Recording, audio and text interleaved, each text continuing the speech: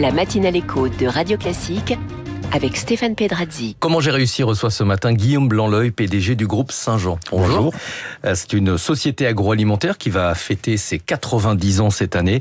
Vous êtes spécialisé dans les ravioles, les pâtes fraîches, les quenelles, les produits traiteurs, donc essentiellement des spécialités de la région Rhône-Alpes.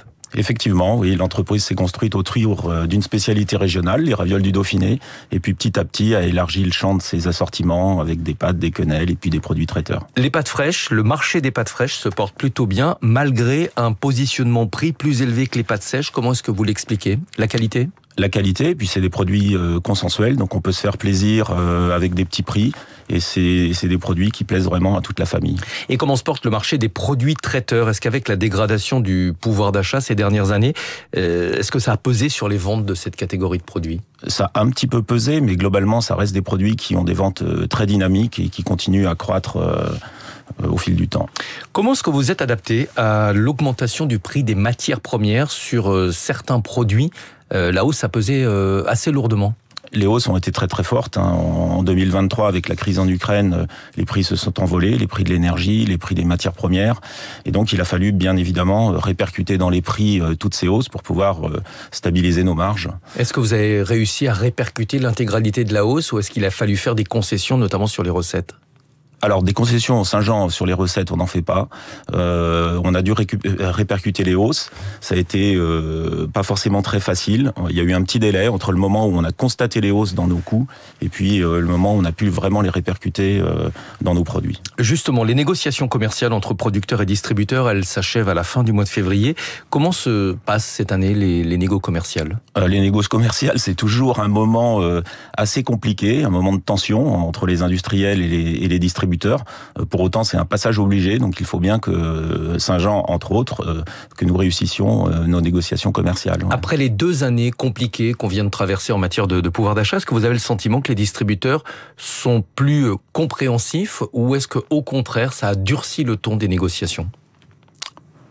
Bonne question. C'est toujours difficile, vous l'avez dit. Ça reste toujours difficile. Effectivement, les distributeurs cherchent du prix, les industriels cherchent à préserver leurs marges et à faire en sorte que les coûts, et entre autres les coûts salariaux et un certain nombre de coûts qui peuvent augmenter, puissent être pris en compte.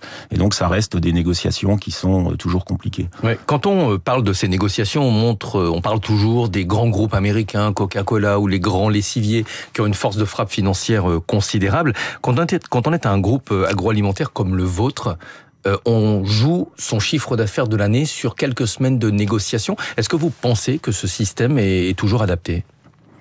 Alors c'est le système français, c'est celui dans lequel on est obligé d'évoluer. Saint-Jean, on a la chance d'être sur différents marchés, à la fois la grande distribution, mais aussi la restauration. On est aussi un des principaux producteurs dans nos catégories de produits bio. Et donc cela nous aide à diversifier un petit peu nos méthodes de négociation avec l'ensemble de nos clients. Vous m'avez dit que vous n'avez pas changé les recettes, que le groupe Saint-Jean maintient ses recettes malgré la hausse du prix des matières premières. Mais est-ce que la pression des distributeurs a tendance, d'une manière générale, à entraîner une dégradation de la qualité des produits alimentaires?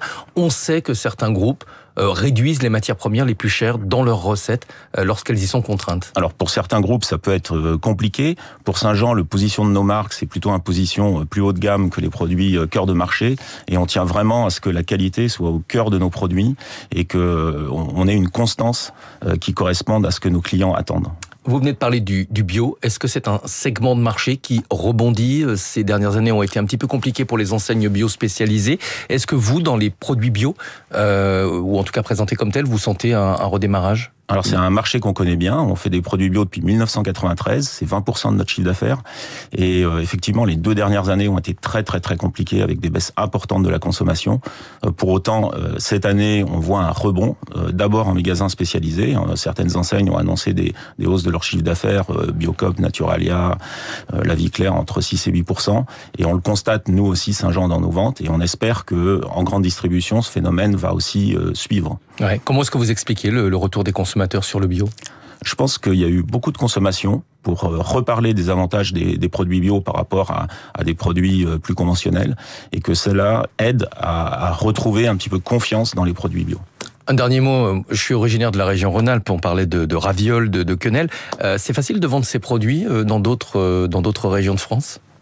Alors c'est toujours plus compliqué de vendre des spécialités régionales en dehors des régions, mais pour autant, c'est le travail de Saint-Jean. On essaye tous les jours de pouvoir faire en sorte que nos produits se retrouvent dans l'ensemble de la France. Donc c'est un marché à conquérir. C'est encore un marché à conquérir. Ce sont des marchés à conquérir, y compris l'export. Merci beaucoup d'être venu ce matin. Groupe Saint-Jean, donc société agroalimentaire qui va fêter cette année ses 90 ans, spécialisée dans les ravioles, les pâtes fraîches, les quenelles et les produits traiteurs. Merci beaucoup Guillaume Blanc-L'Oeil. 6h45 bientôt sur Radio Classique. Luc Ferry nous a rejoint pour